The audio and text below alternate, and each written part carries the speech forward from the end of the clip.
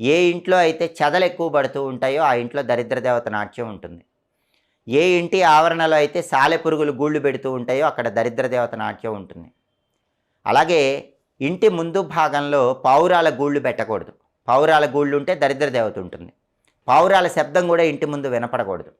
దరిద్ర దేవత ప్రవేశిస్తుంది.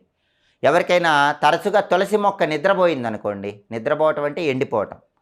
ఆ ఇంట్లో దరిద్ర దేవత ఉన్నట్టే. ఇంటి ఆవరణలో మొక్కలు పెరగకపోతే దరిద్ర దేవత ఉన్నట్టే. అసలు దరిద్ర దేవత ఎందుకొస్తుంది? కొన్ని తప్పులు చేయటం వల్ల వస్తుంది. ఇంట్లో పగిలిన వస్తువులున్నా, పగిలిన అద్దాలున్నా, ఆగిపోయిన గడియారాలున్నా దరిద్ర దేవత ప్రవేశిస్తుంది. నిద్ర లేవగానే మనం కప్పుకున్న దుప్పటి మడవకపోతే దరిద్ర దేవత ప్రవేశిస్తుంది. ప్రదోష కాలంలో కొన్ని తప్పులు చేస్తే కూడా వస్తుంది. ప్రదోష కాలం అంటే సూర్యాస్తమయానికి ముందుండే కాలం. చీకటి పట్టడానికి ముందుండే కాలం. ఆ ప్రదోష కాలంలో భోజనం చేయకూడదు. నిద్రపోకూడదు. గొడవ పడకూడదు.